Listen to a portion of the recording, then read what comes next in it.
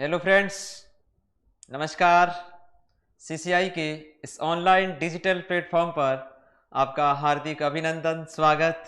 उम्मीद करता हूं कि आप घरों में स्वच्छ और सुरक्षित हैं और ईश्वर से भी प्रार्थना करता हूं कि आप आने वाले समय में इस महामारी से ईश्वर आपको बचाए रखें और लगातार अपना अध्ययन जारी रखिए। आपके लिए अच्छा मौका है। भले ही पूरे देश में कोविड-19 के कारण जो लॉकडाउन की स्थिति बनी हुई है, लेकिन आप अपनी नज़रें उन किताबों में गाड़े रखिए और आखिर आने वाले दिनों में आपको सफलता जरूर मिलेगी। ऐसी कामना के साथ आज अपन शुरुआत कर रहे हैं इंडियन हिस्ट्री के अंतर्गत एक टॉपिक, राष्ट्रीय आंदोलन जो 1885 से लेकर 1947 ईस्वी तक चलेगा। इस राष्ट्रीय आंदोलन के तहत विभिन्न महत्वपूर्ण जो राजनीतिक घटनाएं घटती है उनका हम बिंदुवार अध्ययन करेंगे। तो सबसे पहले अपन बात करते हैं राष्ट्रीय आंदोलन, जिसका समय रहता है 1885 से लेकर 1947 तक। इस राष्ट्रीय आंदोलन की जो शुरुआत होती है, जो 1885 में एक अखिल भारतीय स्तर की एक संस्था होती है, भारतीय राष्ट्रीय कांग्रेस की स्थापना के साथ ही राष्ट्रीय आंदोलन की शुरुआत मानी जाती है और इस कांग्रेस के नेतृत्व में ही हमारा राष्ट्रीय आंदोलन चलता है और आखिरकार हमें 1947 में अंग्रेजों से मुक्ति मिलती है, अंग्रेजों की दास्ता से हम फ्री होते हैं और 1947 में भारत को आज़ादी मिलती है। तो राष्ट्रीय आंदोलन को हम 3 चरणों में बांटकर पढ़ेंगे। राष्ट्रीय आंदोलन के कितने चरण रहेंगे? 3 चरण। 3 चरणों की अलग अलग घटनाओं का अपन अध्ययन करेंगे। यानी राष्ट्रीय आंदोलन को कितने चरणों में बांट के पढ़ेंगे? 3। जो पहला चरण रहता है 1885 ईस्वी से लेकर 1905 ईस्वी तक, 1885 ईस्वी से लेकर 1905 ईस्वी तक इस चरण का नाम रहता है उदारवादी। लिबरल लोग थे, या इसका हम दूसरा नाम कह सकते हैं नरमपंथी दल।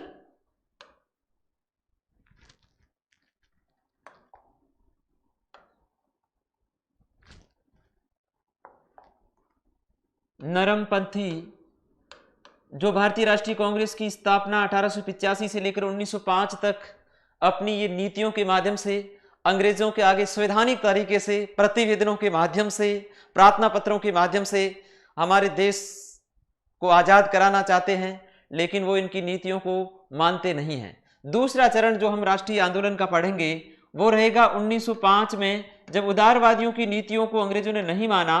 तो 1905 से लेकर 1919 ईस्वी तक का जो द्वितीय चरण चलेगा राष्ट्रीय आंदोलन का, जो हमारा रहेगा उग्रवादी, या जिसको हम कह सकते हैं गर्मपंथी दल। यानी जो उदारवादियों की नीतियां थी, प्रतिवेदनों के माध्यम से, प्रार्थना पत्रों के माध्यम से, संस्मरण पत्रों के माध्यम से अपनी मांगे मंगवाना, संवैधानिक तरीके से अंग्रेजों के आगे अपनी मांगे मंगवाना, लेकिन अंग्रेजों ने उनकी बातों को नहीं माना। तो कुछ ऐसे भारतीय स्वतंत्रता सेनानी हुए जिन्होंने उस रास्ते को छोड़कर एक उग्रवादी रास्ता, यानी लड़ाई झगड़ा करके अंग्रेजों को भारत से बाहर निकालने की ठानी। और उसी चरण को हम किस नाम से जानते हैं? उग्रवादी, या जिसका दूसरा नाम रहेगा गर्मपंथी। दूसरा नाम रहेगा हमारा गर्मपंथी। भारतीय राष्ट्रीय आंदोलन का जो दूसरा चरण गर्मपंथी या उग्रवादी के नाम से जाना जाता है, 1905 ईस्वी से लेकर 1919 ईस्वी तक समय रहता है। राष्ट्रीय आंदोलन का जो तीसरा चरण रहता है, जिसका समय रहेगा आपका 1919 ईस्वी से लेकर 1947 ईस्वी तक, जिसमें एक व्यक्ति विशेष का महत्वपूर्ण योगदान होने के कारण इस तीसरे चरण को हम गांधी युग के नाम से जानते हैं। भारतीय राष्ट्रीय आंदोलन का तीसरा चरण किस नाम से जाना जाएगा? गांधी युग के नाम से, क्योंकि इसी चरण में महात्मा गांधी ने महत्वपूर्ण भूमिका निभाई थी और कई आंदोलन खड़े किए थे, जिनकी वजह से हमें 1947 में आखिरकार अंग्रेजों की दास्ता से मुक्ति मिल गई थी। तो अपन बात कर रहे हैं राष्ट्रीय आंदोलन की, जो 1885 से लेकर 1947 ईस्वी तक इसका समय रहेगा। इसको हमने अध्ययन की दृष्टि से 3 भागों में इसको विभाजित किया। पहला जो चरण है इसका उदारवादी या नरमपंथी, जिसको हम कहते हैं 1885 से लेकर 1905 ईस्वी तक इसका समय रहा। उदारवादी लोग जो संवैधानिक तरीके से अंग्रेजों को अपनी मांगे मंगवाना चाहते थे, उनको उदारवादी कहा गया, जिसके अंतर्गत दादा भाई नारोजी, सुरेंद्रनाथ बनर्जी, फिरोज शाह मेहता, दिनेश वाचा, ऐसे कई सारे लोग रहेंगे जो संवैधानिक तरीके से प्रतिवेदनों के माध्यम से, प्रार्थना पत्र के माध्यम से अपनी मांगों को अंग्रेजों को आगे रखते थे। जब उनकी मांगों को नहीं माना गया तो हमारे लाल बाल पाल, जिन्होंने इस द्वितीय चरण का नेतृत्व किया, उग्रवादी या जिसको हम नरम गरम पंथी कहते हैं, 1905 से लेकर 1919 तक का जो चरण चला था, यहां भी जो घटने वाली महत्वपूर्ण घटनाएं उनका भी हम बिंदुवार अध्ययन करेंगे। तीसरा चरण जो 1919 से लेकर 1947, जिसको भारतीय इतिहास में किस नाम से जाना जाता है, गांधी युग के नाम से जाना जाता है। इस तीसरे चरण के दौरान गांधी जी के द्वारा 3 महत्वपूर्ण अखिल भारतीय स्तर के राष्ट्रीय आंदोलन चलाए गए थे, उनका भी हम बिंदुवार अध्ययन करेंगे। तो जो हमारा राष्ट्रीय आंदोलन जो कांग्रेस के नेतृत्व में चला था,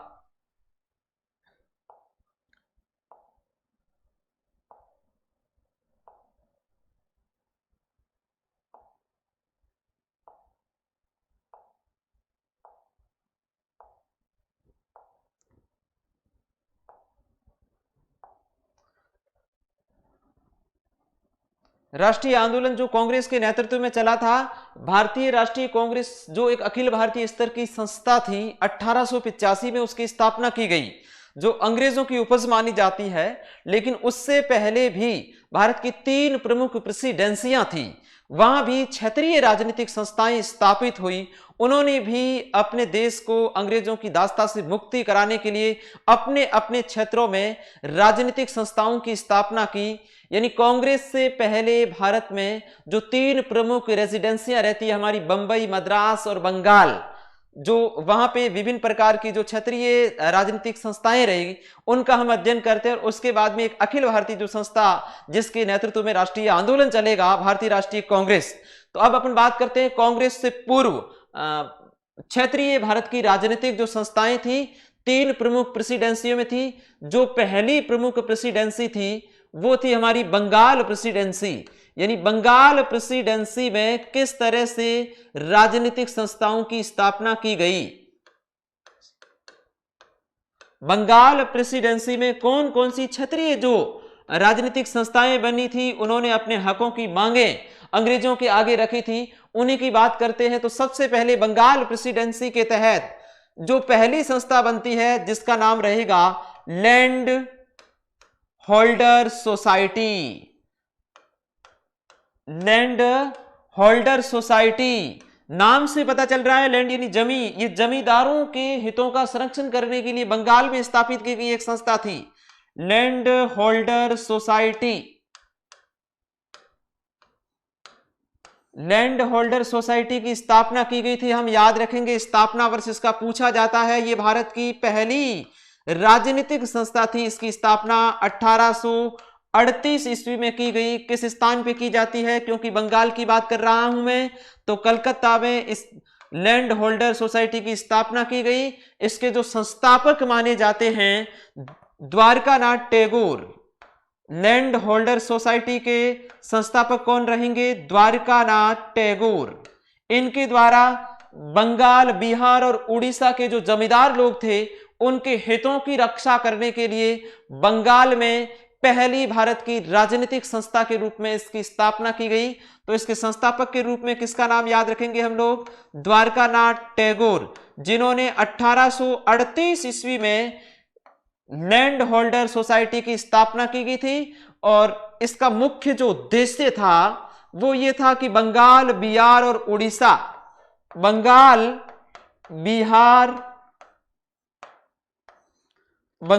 बिहार और उड़ीसा के जमींदारों के व उड़ीसा के जमींदारों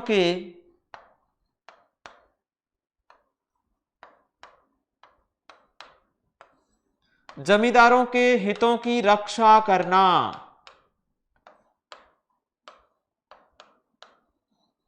रक्षा करना इसका मुख्य उद्देश्य रहेगा। अपन बात कर रहे हैं भारतीय राष्ट्रीय आंदोलन शुरू होने से पहले कि विभिन्न क्षेत्रीय जो राजनीतिक संस्थाएं बनी थी वो कौन कौन सी संस्थाएं रही। हम बात कर रहे हैं 3 प्रेसिडेंसियों की, बंबई, बंगाल और मद्रास की।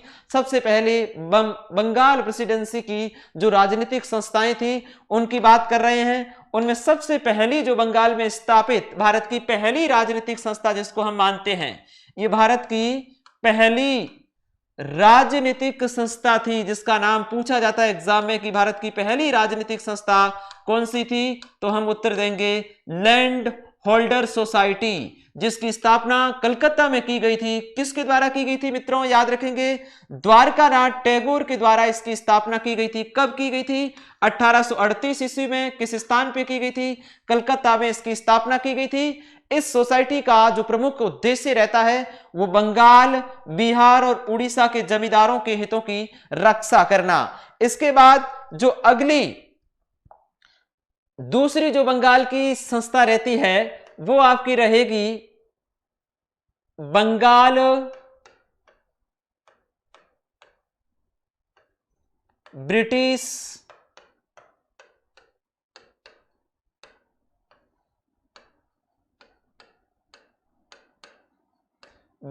British India society.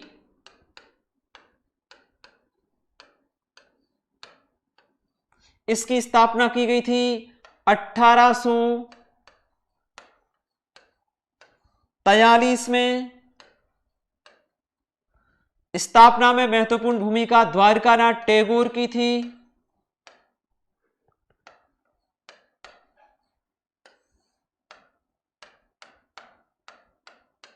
Dwarkanath Tagore की, लेकिन जो इसकी प्रथम अध्यक्षता की गई थी वो एक अंग्रेज के द्वारा की गई थी, जॉर्ज थॉमसन के द्वारा।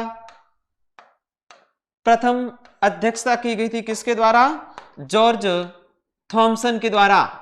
यह बंगाल में स्थापित ब्रिटिश भारत की दूसरी राजनीतिक संस्था थी जिसकी अध्यक्षता जॉर्ज थॉमसन के द्वारा की गई थी।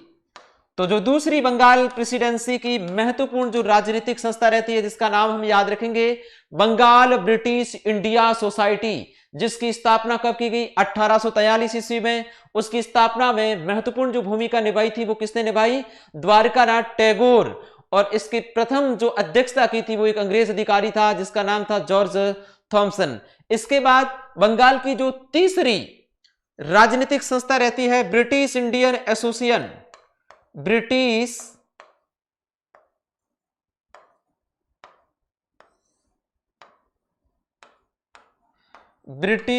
इंडियन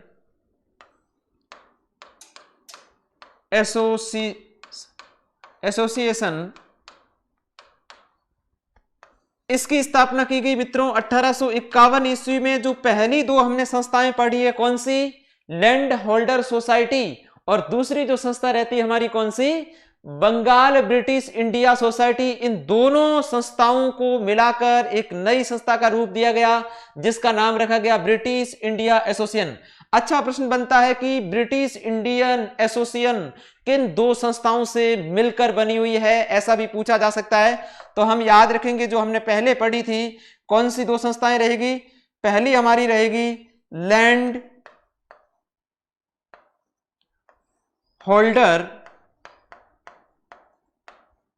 लैंड होल्डर सोसाइटी, जिसकी स्थापना हमने अभी पढ़ी 1838 ईस्वी में की गई थी। और दूसरी कौन सी, Bengal British India society, Bengal British India society. इन दोनों संस्थाओं को मिलाकर 1851 में तीसरी संस्था का निर्माण किया गया जिसका नाम हमें याद रखना है, क्या, ब्रिटिश इंडियन एसोसिएशन, जिसकी स्थापना कब की गई, 1851।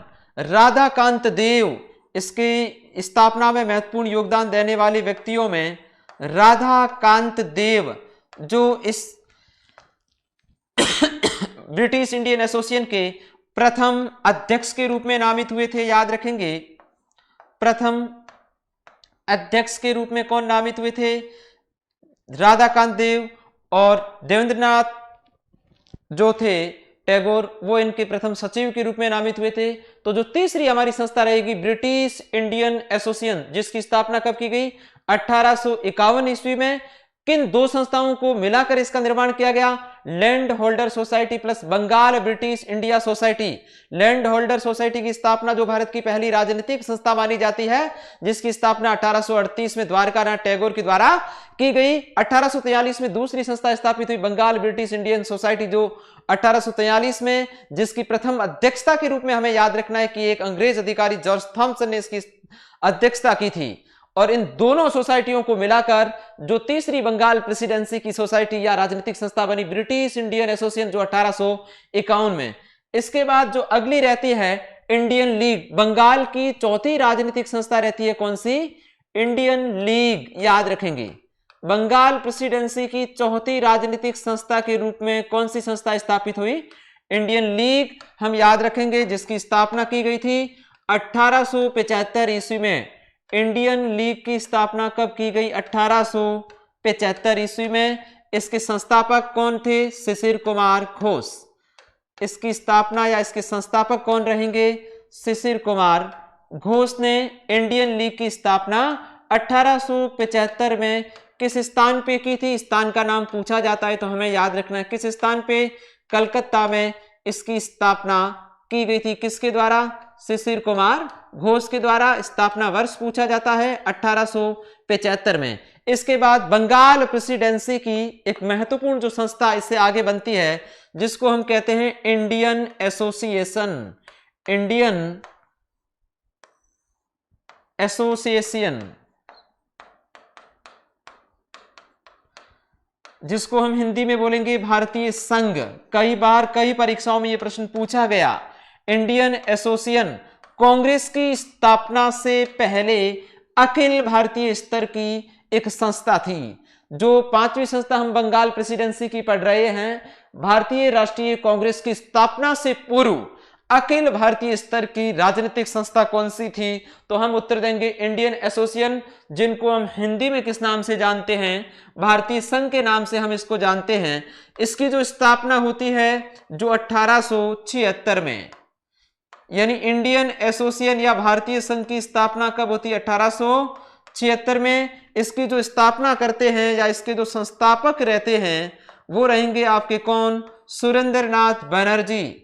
संस्थापक एस.एन. बनर्जी, सुरेंद्रनाथ बनर्जी और आनंद मोहन बोस। सुरेंद्रनाथ बनर्जी और दूसरा इसका साथी रहता है इसके साथ में कौन? आनंद मोहन बोस, जिन्होंने किसकी स्थापना की मित्रों? याद रखेंगे हम इंडियन एसोसिएशन, जिसको हम हिंदी में क्या बोलेंगे? भारतीय संघ।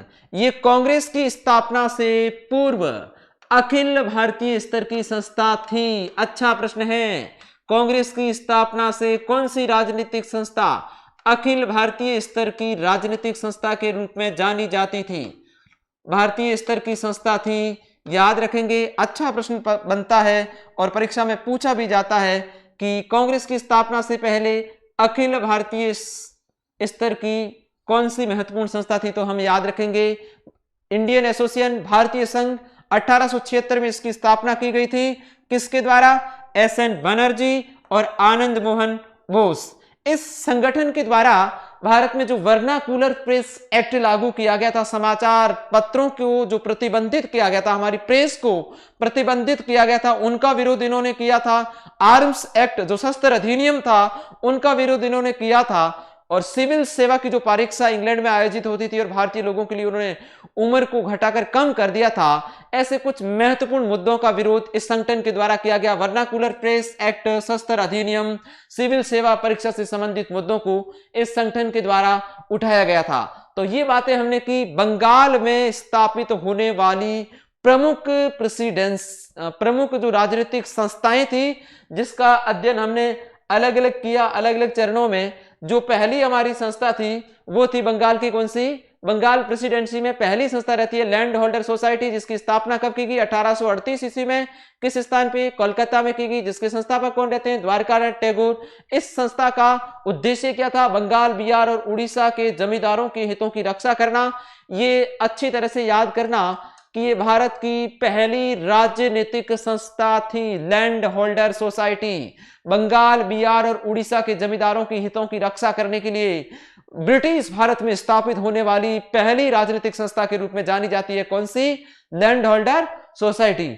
इसके बाद में दूसरी रहती है बंगाल ब्रिटिश इंडिया सोसाइटी, जिसकी स्थापना की गई 1843 ईस्वी में, जिसकी स्थापना में महत्वपूर्ण जो भूमिका निभाई द्वारकानाथ टैगोर। इसकी प्रथम अध्यक्षता जो की थी वो एक अंग्रेज अधिकारी ने की। हम अच्छी तरह से याद रखेंगे, जॉर्ज थॉमसन के द्वारा इसकी अध्यक्षता की गई। पहली और दूसरी दोनों संस्थाओं को यहां मिलाया जाता है British Indian association. Land holder society और बंगाल ब्रिटिश इंडिया सोसाइटी का मिला जुला रूप क्या कहलाता है? ब्रिटिश इंडियन एसोसिएशन, जिसके अध्यक्ष के रूप में नामित हुए थे राधाकांत देव। हम याद रखेंगे इसके प्रथम अध्यक्ष थे। इसके बाद जो अगली रहती है इंडियन लीग, जिसकी स्थापना 1875 ईस्वी में की गई। किसके द्वारा?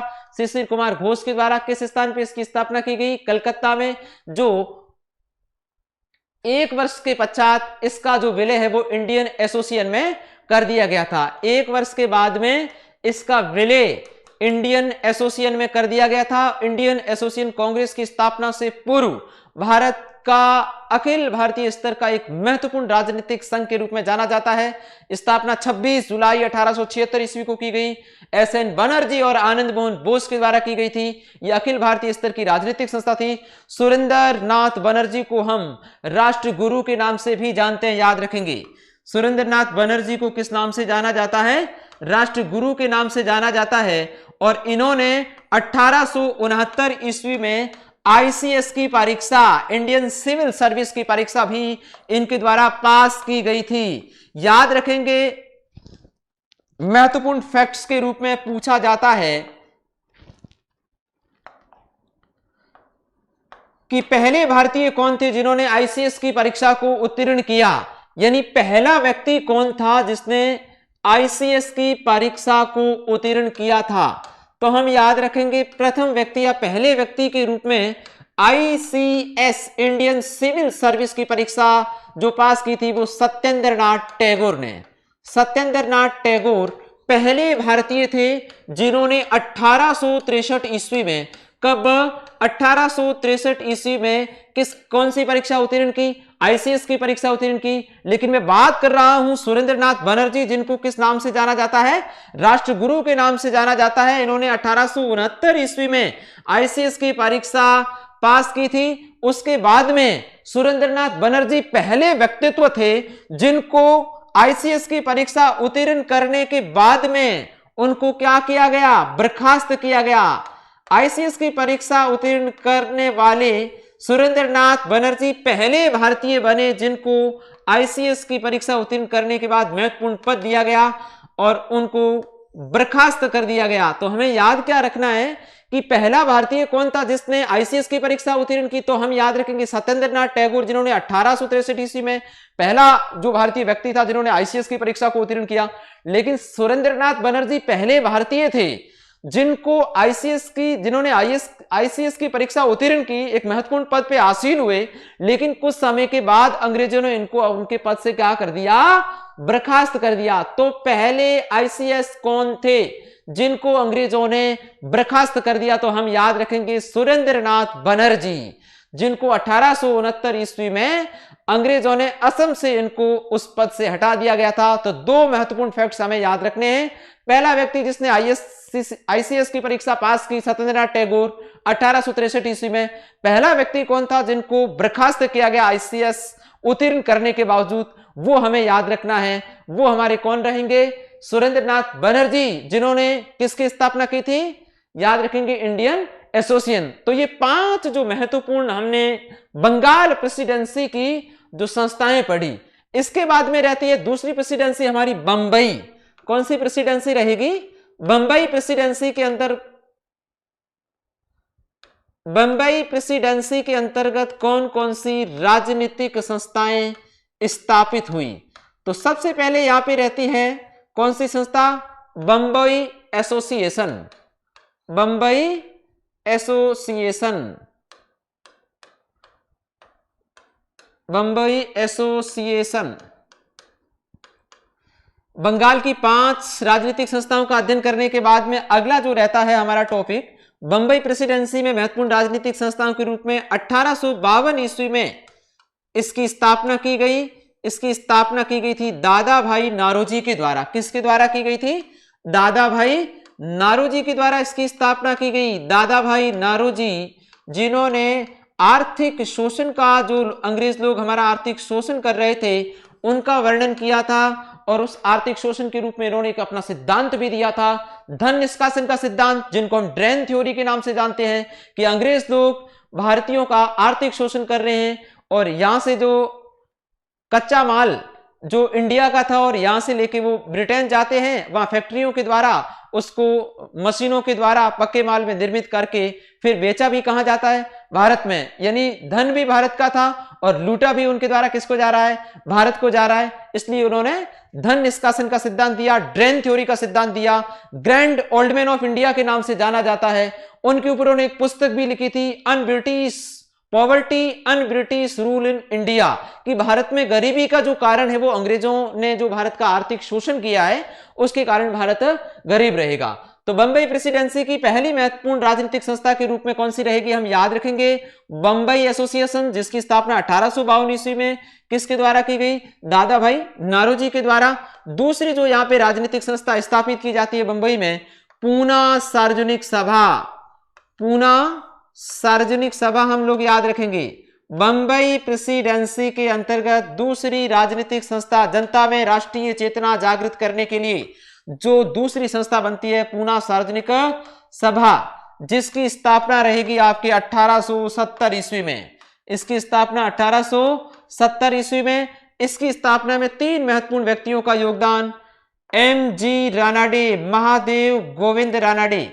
एम.जी. रानाडे इसके संस्थापक सदस्यों में माने जाते हैं। इसके बाद में एस.एस. चिपलूणकर,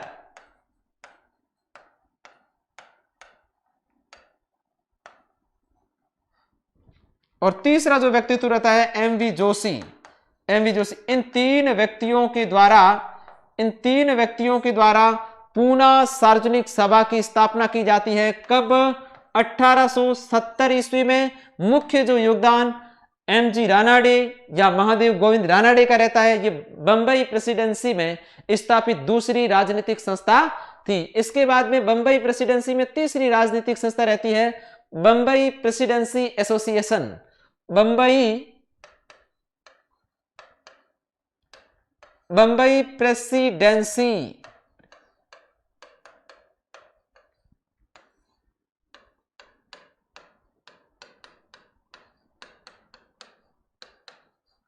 एसोसिएशन, इसकी स्थापना की जाती है 1885 में। बंबई प्रेसिडेंसी एसोसिएशन की स्थापना 1885 में। इसमें भी 3 व्यक्तियों का महत्वपूर्ण जो योगदान रहता है, जिसमें फिरोज शाह मेहता,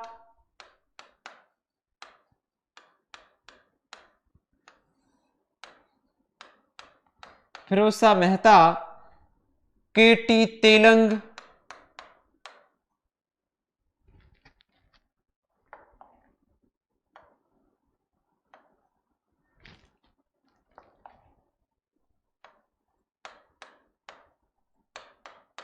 बदरुद्दीन तैयबजी।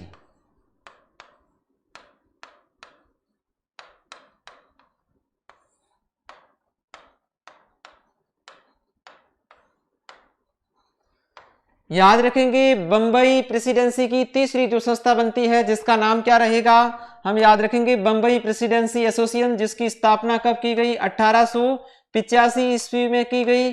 कितने व्यक्तियों का योगदान रहेगा? 3 व्यक्तियों का योगदान। उदारवादी व्यक्तित्व के नेता थे फिरोज शाह मेहता, जिनको बंबई का बेताज बादशाह कहा जाता है। दूसरा जो व्यक्तित्व रहता है वो के.टी. तेलंग। तीसरा जो व्यक्तित्व रहता है बदरुद्दीन तैयबजी।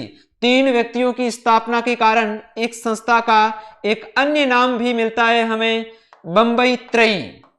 बंबई प्रेसिडेंसी एसोसिएशन को किस अन्य नाम से जाना जाता है? तो हम याद रखेंगे बंबई त्रयी, क्योंकि इसकी स्थापना करने में कितने व्यक्तियों का योगदान था?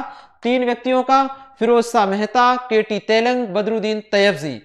इसलिए इंपॉर्टेंट है कि प्रश्न अच्छा प्रश्न बनता है, बढ़िया प्रश्न बनता है कि निम्नलिखित में से कौन सा व्यक्तित्व बंबई प्रेसिडेंसी एसोसिएशन की स्थापना से संबंधित नहीं है या बंबई त्रयी की स्थापना से संबंधित नहीं है। तो हम याद रखेंगे फिरोज शाह मेहता, केटी तेलंग, बदरुद्दीन तैयबजी, जिन 3 व्यक्तियों का योगदान होने के कारण इस बंबई प्रेसिडेंसी एसोसिएशन को हम अन्य किस नाम से जानते हैं, बंबई त्रयी के नाम से भी जानते हैं। तो बंबई प्रेसिडेंसी में कांग्रेस की स्थापना से पूर्व 3 महत्वपूर्ण राजनीतिक संस्थाओं की स्थापना हुई, जिसमें पहली राजनीतिक संस्था थी बंबई एसोसिएशन 1852, जिसके संस्थापक थे दादा भाई नौरोजी। इसके बाद दूसरी जो पूना सार्वजनिक सभा, जिसकी स्थापना 1870 ईस्वी में की गई, MG Ranade, SS Chiplunkar, MV Joshi, जिसका मुख्य योगदान रहा। इसके बाद में रहती है कौन सी, बंबई प्रेसिडेंसी एसोसिएशन, जिसकी स्थापना की गई थी 1885 में। 3 महत्वपूर्ण व्यक्तियों का योगदान फिरोज शाह मेहता, केटी तेलंग, बदरुद्दीन तैयबजी ने की। याद रखेंगे इनका अन्य नाम क्या रहेगा, बंबई त्रयी के नाम से भी जानी जाती है। इसके बाद में बंगाल प्रेसिडेंसी की महत्वपूर्ण राजनीतिक संस्थाएं पढ़ ली, बंबई की पढ़ ली। अब हमारी जो अंतिम रहती है कौन सी, मद्रास प्रेसिडेंसी। 3 प्रेसिडेंसियां मुख्य थी, तीसरी कौन सी रहेगी, मद्रास प्रेसिडेंसी। मद्रास जिसको वर्तमान में हम किस नाम से जानते हैं, चेन्नई के नाम से इनको जाना जाता है। तमिलनाडु राज्य की राजधानी है और तमिलनाडु के आसपास का तट किस नाम से जाना जाता है, कोरोमंडल तट। किस नाम से जाना जाता है, कोरोमंडल तट। उत्तर पूर्वी मानसून से वर्षा प्राप्त करने वाला तट है ये मद्रास प्रेसिडेंसी। जिसकी पहली राजनीतिक संस्था बनती है Madras native association. Madras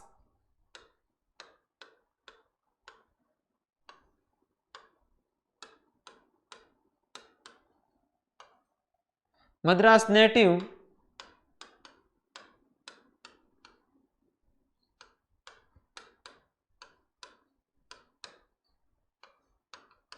Madras native association संस्था, जिसकी स्थापना की जाती है 1852 ईस्वी में,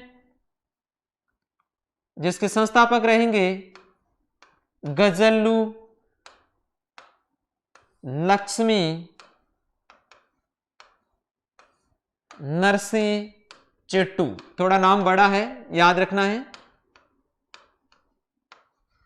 मद्रास प्रेसिडेंसी में स्थापित जो पहली राजनीतिक संस्था थी मद्रास नेटिव एसोसिएशन, जिसकी स्थापना की गई 1852 ईस्वी में, और इसके संस्थापक कौन थे, गजलू लक्ष्मी नरसी चेट्टू ने इसकी स्थापना की थी। इसके बाद मद्रास प्रेसिडेंसी की दूसरा संस्था रहती है मद्रास महाजन सभा। मद्रास महाजन सभा,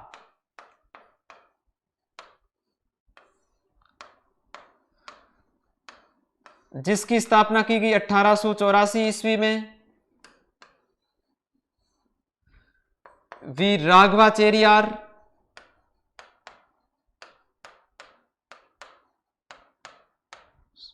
सुब्रमण्यम अय्यर,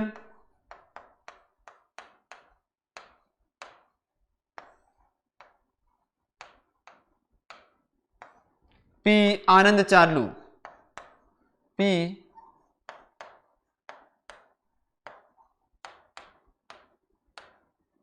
इन 3 महत्वपूर्ण व्यक्तियों का योगदान था मद्रास महाजन सभा, जिसकी स्थापना कब की गई, 1884।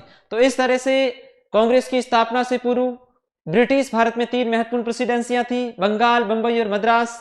इन तीनों की हमने अलग अलग जो राजनीतिक संस्थाएं भारतीय जनता के बीच में राष्ट्रीय चेतना, राजनीतिक जागृति पैदा करने के लिए उन्होंने अलग अलग क्षेत्रीय जो संगठन बनाए, उनके बलबूते उन्होंने प्रयास किया अंग्रेजों का विरोध करने का जो प्रयास उन्होंने किया था। लेकिन क्षेत्रीय होने के कारण अंग्रेज लोग उनको दबाते गए।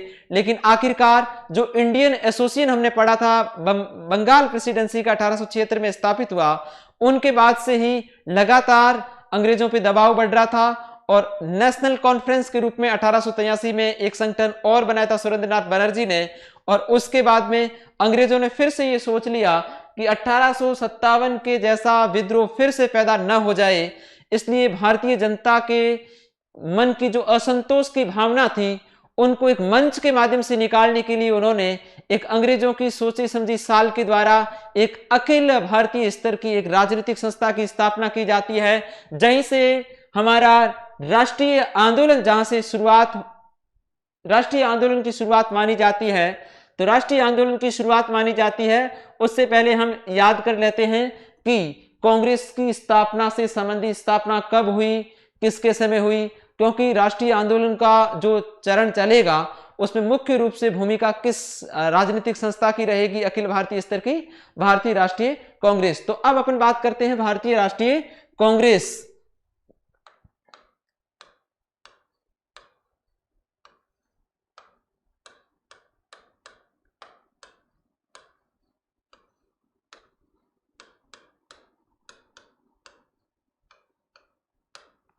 भारतीय राष्ट्रीय कांग्रेस, इसको इंडियन नेशनल कांग्रेस कहा जाता है। वर्तमान में हमारा एक ही राष्ट्रीय राजनीतिक दल है, भारत का सबसे पुराना राष्ट्रीय राजनीतिक दल माना जाता है। इस कांग्रेस की जो स्थापना की गई थी, स्थापना से पूर्व इसके जो संस्थापक रहते हैं, भारतीय राष्ट्रीय कांग्रेस के जो संस्थापक रहेंगे वो रहेंगे, हमें याद रखना है मित्रों, A.O. ह्यूम, याद रखेंगे, एलन ऑक्टेवियन ह्यूम।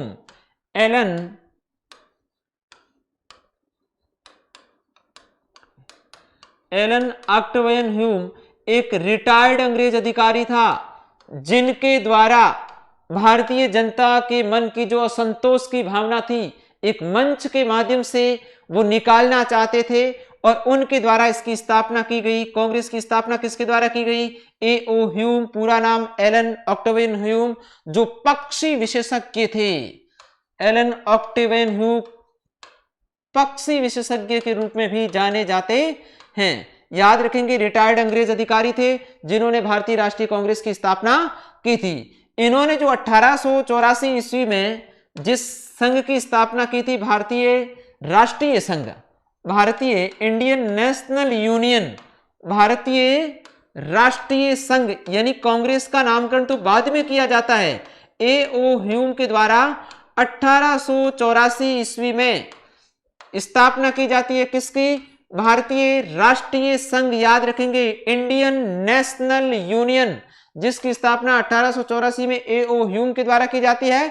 लेकिन इसका जो नामकरण INC या इंडियन नेशनल कांग्रेस जो किया था, वो याद रखेंगे 1885 में किया था। किसके द्वारा?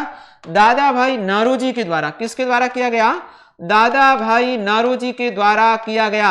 तो अच्छा प्रश्न, भारतीय राष्ट्रीय कांग्रेस का पूर्व में नाम क्या था? तो याद रखेंगे, भारतीय राष्ट्रीय संघ, इंडियन नेशनल यूनियन, जो जिसकी स्थापना की थी 1884 ईस्वी में। भारतीय राष्ट्रीय संघ को भारतीय राष्ट्रीय कांग्रेस का नामकरण जो किसके द्वारा किया गया, तो हम याद रखेंगे 1885 में किसके द्वारा किया गया? दादा भाई नारोजी के द्वारा। तो ये बात हो गई कि कांग्रेस का पूर्व में नाम क्या था, तो भारतीय राष्ट्रीय संघ, जिसकी स्थापना 1884 में। कांग्रेस की स्थापना पूछी जाती है 1885 में। नामकरण किसने बदला? तो याद रखेंगे, दादा भाई नारोजी के द्वारा इनका नामकरण बदला गया। जब कांग्रेस की स्थापना की गई, उस समय भारत के गवर्नर जनरल, उस समय भारत के गवर्नर जनरल थे लॉर्ड डफरिन। उस समय भारत के गवर्नर जनरल थे लॉर्ड डफरिन। अच्छा प्रश्न बनता है, कई बार परीक्षा में पूछा जाता है कि भारतीय राष्ट्रीय कांग्रेस की स्थापना के समय भारत के गवर्नर जनरल कौन थे? लॉर्ड डफरिन थे। उस समय ब्रिटेन के प्रधानमंत्री ग्लैडस्टोन, उस समय ब्रिटेन के PM कौन थे? भारतीय राष्ट्रीय कांग्रेस की स्थापना के समय ब्रिटेन के प्रधानमंत्री थे ग्लैडस्टोन, याद रखेंगे। भारतीय राष्ट्रीय कांग्रेस की स्थापना के समय भारत का गवर्नर जनरल हमें याद रखना लॉर्ड डफरिन, और उस समय ब्रिटेन का प्रधानमंत्री था ग्लैडस्टोन। तो कांग्रेस की जो स्थापना की गई थी, अंग्रेजों की जो चाल थी कि 1857 का विद्रोह अंग्रेज झेल चुके थे, जिसके जैसा विद्रोह फिर से ना हो, तो उन्होंने जो उस जैसा विद्रोह फिर से न हो, उसके लिए उन्होंने भारतीय लोगों के लिए एक अखिल भारतीय स्तर पर उसके उन लोगों के असंतोष की जो भावना थी, अंग्रेजों के विरुद्ध जो उनकी असंतोष की भावना थी, उनको निकालने के लिए अंग्रेजों ने एक अखिल भारतीय स्तर का मंच तैयार कर दिया, जिसका नाम दिया गया भारतीय राष्ट्रीय कांग्रेस, जिसकी स्थापना 28 दिसंबर 1885, 28 दिसंबर 1885 को की गई। किस स्थान पे की गई? बंबई में की गई। याद रखेंगे, भारतीय राष्ट्रीय कांग्रेस जिसकी स्थापना कब की गई? 28 दिसंबर 1885 को की गई। इसके संस्थापक कौन थे? A O Hume, Allan Octavian Hume, जो एक पक्षी विशेषज्ञ था। 1884 में उन्होंने भारतीय राष्ट्रीय संघ की स्थापना की थी, और इसी भारतीय राष्ट्रीय संघ का नाम जो 1885 में बदला, वो किसने बदला? दादा भाई नारोजी ने। तो स्थापना किस स्थान पे हुई? बंबई में हुई। लेकिन बंबई से पहले जो इसका पहला सम्मेलन जो प्रस्तावित था, वो सम्मेलन पूना में प्रस्तावित था, लेकिन पूना में अकाल पड़ने के कारण उन लोगों ने उस स्थान को चेंज कर लिया। भारतीय राष्ट्रीय कांग्रेस के कुछ अधिवेशन और कुछ अध्यक्ष जहां से हमेशा कॉम्पिटिटिव एग्जाम में प्रश्न पूछे जाते हैं, वो हम उनकी चर्चा करते हैं कि भारतीय राष्ट्रीय कांग्रेस के अधिवेशन कहां हुए, उनकी अध्यक्षता किसने की, वो क्यों महत्वपूर्ण है, उनके बारे में यदि हम बात करते हैं। कांग्रेस के महत्वपूर्ण अधिवेशन,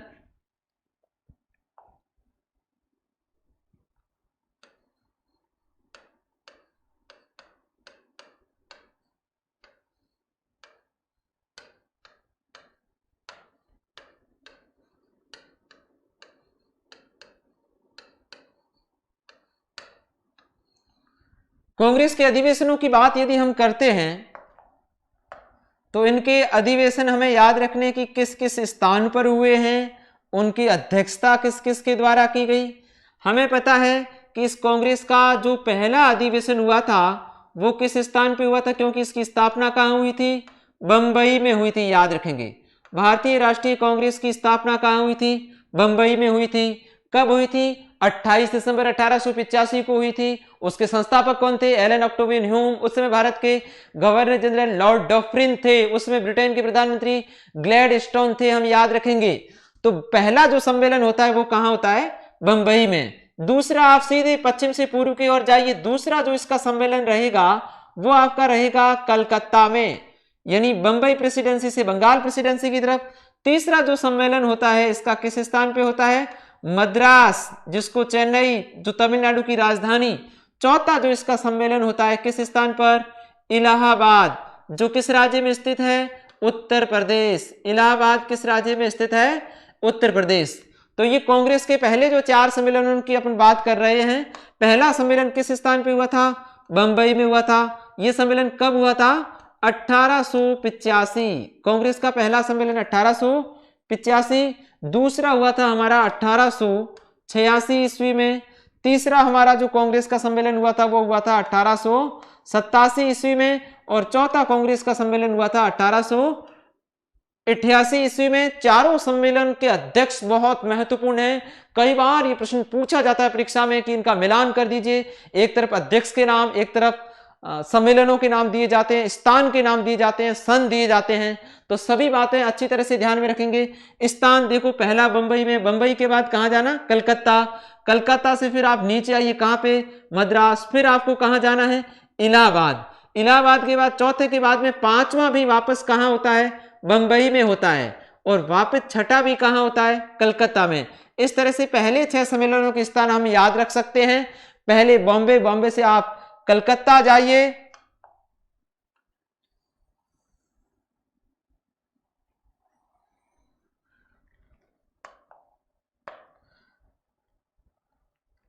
कलकत्ता, कलकत्ता से तीसरा कहां? मद्रास। मद्रास से फिर चौथा कहां होगा? इलाहाबाद में। पांचवा वापस कहां होगा? बंबई में। और छठा वापस कहां होगा? कलकत्ता में। पहला जो अधिवेशन था उसकी अध्यक्षता की थी डब्ल्यू.सी. बनर्जी।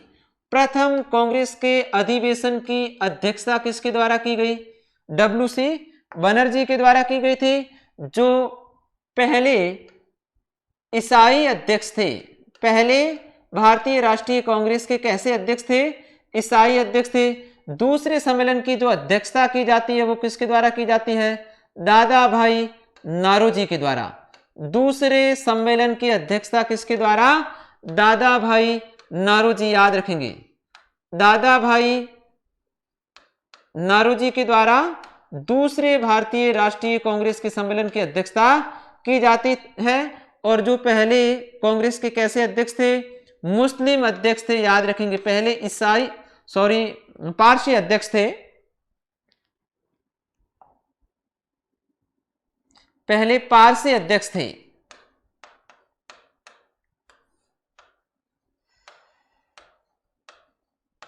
पहले पारसी अध्यक्ष थे। और तीसरा रहता है मद्रास में, इसकी जो अध्यक्षता की थी बदरुद्दीन तैयबजी, ये पहले मुस्लिम अध्यक्ष थे। बदरुद्दीन तैयबजी जो भारतीय राष्ट्रीय कांग्रेस के पहले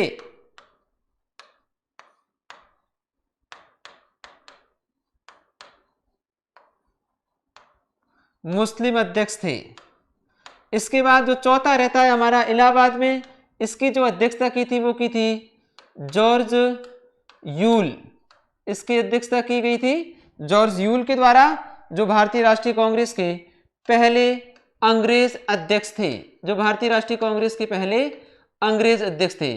तो चारों सम्मेलनों का बहुत बड़ा महत्व है, याद रखेंगे हम कि पहला सम्मेलन बंबई में, ऐसे सीधे स्थान दिए जा सकते हैं, आपसे पूछा जा सकता है कि इस तरह से मैप का प्रश्न भी आता है कि एक यहाँ 2 लिख दिया, 3 लिख दिया और 4 लिख दिया, भारतीय राष्ट्रीय कांग्रेस के स्थानों को सम्मिलित कीजिए। तो हमें याद रखना है यहाँ पे बंबई, फिर कलकत्ता, कलकत्ता के बाद मद्रास, मद्रास के बाद इलाहाबाद, फिर बंबई और फिर कहाँ पे कोलकाता। तो ये भारतीय राष्ट्रीय कांग्रेस के सम्मेलन के स्थान रहेंगे।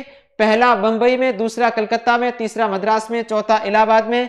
पहला 1885, दूसरा 1886, तीसरा 87 में, चौथा 88 में। पहले की अध्यक्षता किसके द्वारा? WC बनर्जी, जो भारतीय राष्ट्रीय कांग्रेस के पहले ईसाई अध्यक्ष थे। दूसरे सम्मेलन की अध्यक्षता की जाती है दादा भाई नारोजी के द्वारा, जो भारतीय राष्ट्रीय कांग्रेस के पहले क्या थे? पारसी अध्यक्ष थे। और तीसरे सम्मेलन की अध्यक्षता की जाती है बदरुद्दीन तैयब जी, जो भारतीय राष्ट्रीय कांग्रेस के पहले मुस्लिम अध्यक्ष थे। और चौथे सम्मेलन की अध्यक्षता की जाती है किसके द्वारा?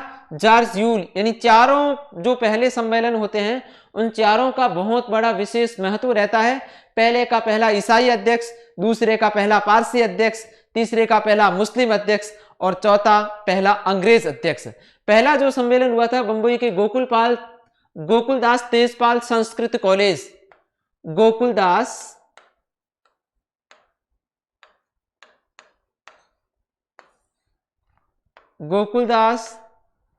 तेजपाल संस्कृत जो कॉलेज था उसमें भारतीय राष्ट्रीय कांग्रेस का पहला सम्मेलन आयोजित हुआ था। अच्छा प्रश्न बनता है कि बंबई से पहले ये प्रस्तावित कहां था? पूना में। भारतीय राष्ट्रीय कांग्रेस का प्रथम सम्मेलन बंबई से पहले किस स्थान पे प्रस्तावित था? तो हमें याद रखना किस स्थान पे था? पूना में प्रस्तावित था, लेकिन किस कारण से यहां से स्थगित किया गया? अकाल के कारण यहां से इसको स्थगित करके किस स्थान पे पहले सम्मेलन को आयोजित किया गया? बंबई में पहले सम्मेलन को आयोजित किया था।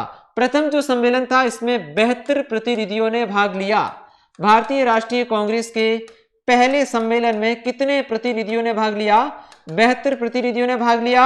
72 प्रतिनिधियों में सबसे ज्यादा जो प्रतिनिधि थे वो किस प्रेसिडेंसी से थे? बंबई से 38 प्रेसिडेंसी थे। मद्रास से इस सम्मेलन में 21 प्रेसिडेंसी थे। उत्तर प्रदेश के अवध से इस सम्मेलन में 7 लोग थे। बंगाल और पंजाब से 3-3 लोग इस पहले कांग्रेस के सम्मेलन में इन लोगों ने भाग लिया।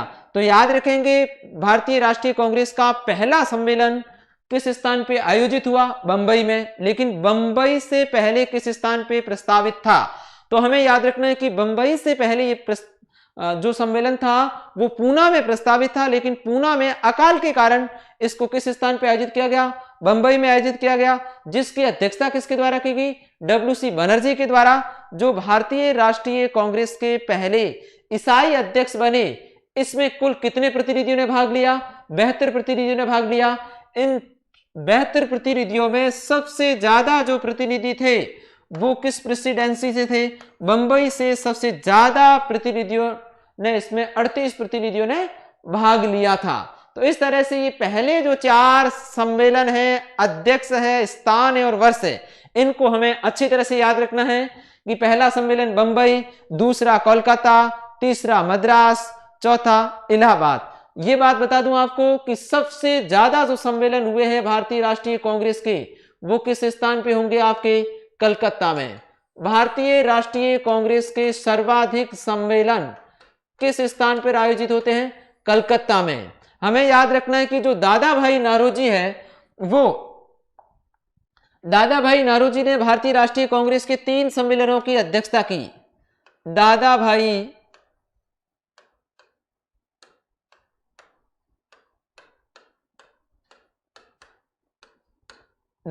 नारोजी, जिनको grand old man of India कहा जाता है। इनके द्वारा आर्थिक शोषण के ऊपर धन निष्कासन का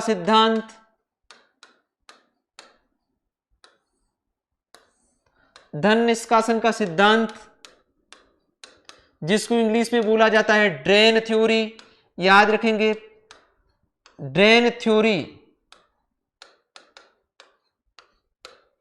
थ्योरी का सिद्धांत भी इनके द्वारा दिया गया था। दादा भाई नारोजी के द्वारा लंदन में 1866 ईस्वी में ईस्ट इंडिया एसोसिएशन की स्थापना की गई। ईस्ट इंडिया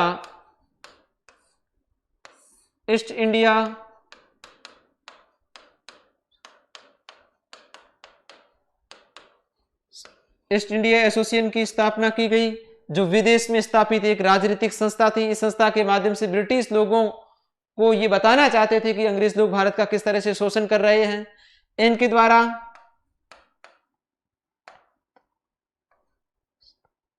राष्ट्रगोप्तार और सत्यवादी 2 पत्रिकाएं भी निकाली गई गुजराती भाषा में।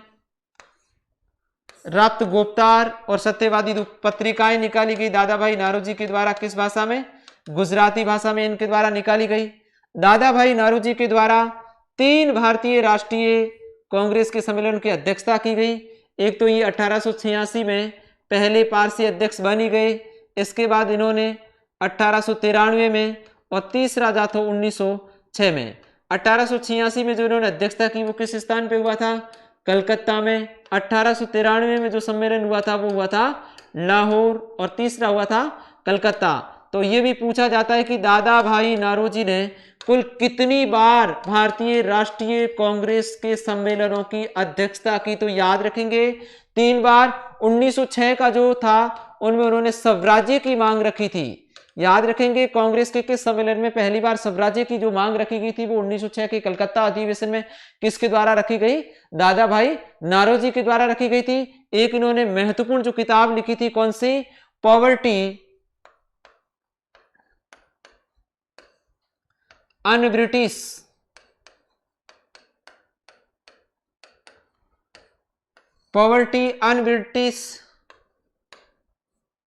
Rule in India. भारत की जो गरीबी है उसका कारण अंग्रेजों के द्वारा भारतीयों का शोषण करना, जिनके कारण ही भारत की गरीबी है। तो ये याद रखेंगे, poverty un British rule in India पुस्तक किसके द्वारा लिखी गई?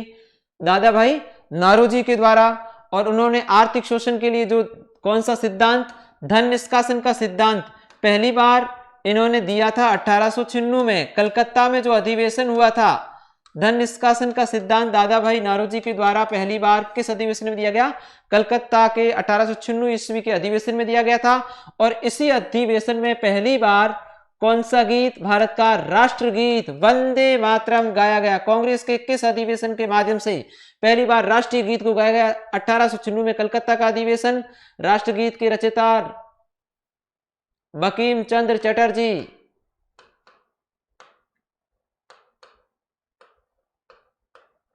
राष्ट्रगीत के रचयिता रहेंगे बंकिम चंद्र चटर्जी। और इस अधिवेशन की अध्यक्षता की थी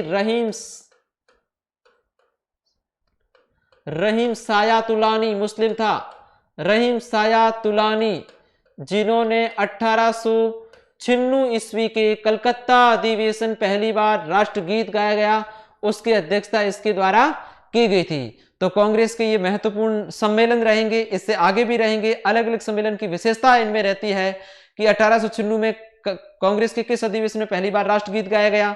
कलकत्ता अधिवेशन में, जिसकी अध्यक्षता रहीम सायातुलानी के द्वारा की गई। राष्ट्रगान को 1911 ईस्वी में गाया गया कलकत्ता अधिवेशन में ही। पहली बार कांग्रेस के किस सम्मेलन में स्वराज्य के प्रस्ताव को रखा गया? 1906 के कलकत्ता अधिवेशन में, जिसकी अध्यक्षता किसके द्वारा की गई थी? दादा भाई नौरोजी के द्वारा। तो हम बात कर रहे हैं भारतीय राष्ट्रीय कांग्रेस की, जहां से हमारा राष्ट्रीय आंदोलन शुरू होता है कि इनकी जो कुछ लोगों ने ये माना, लॉर्ड डफरिन ने कहा कि ये जो स्थापना की गई है ये अल्पसंख्यक भारतीय जनता की अल्पसंख्यक वर्ग का प्रतिनिधित्व करती है। कुछ लोगों ने माना, लॉर्ड कर्जन ने कहा कि कांग्रेस जो है वो मेरे भारत में रहते हुए मैं शांतिपूर्वक तरीके से इसकी मृत्यु को देखना चाहता हूं। लॉर्ड कर्जन के द्वारा कांग्रेस को गंदी चीज और देशद्रोही संगठन के नाम से जाना गया। कुछ भारतीय लोगों के द्वारा बाल गंगाधर तिलक ने कांग्रेस के सम्मेलनों के बारे में कहा कि यदि हम मेढक की तरह साल में एक बार टर्राए तो इससे कुछ होने वाला नहीं है। तो मेढक की तरह एक बार टर्राए तो इससे कुछ नहीं होने वाला, ऐसा किसने कहा? बाल गंगाधर तिलक, जिसका भी अध्ययन हम आगे करेंगे दूसरे चरण में। लाला लजपत राय ने कहा कि कांग्रेस केवल एक शिक्षित भारतीयों का वार्षिक मेला है, केवल साल में एक बार इकट्ठे होते हैं, कोई सफलता मिलती नहीं है। विपिन चंद्र पाल ने इनको एक यातना संस्था की संज्ञा दी थी। अश्विनी कुमार दत्त ने इनको 3 दिन का तमाशा कहा। अलग अलग व्यक्तियों के द्वारा कांग्रेस को अलग अलग संज्ञाएं दी गई हैं।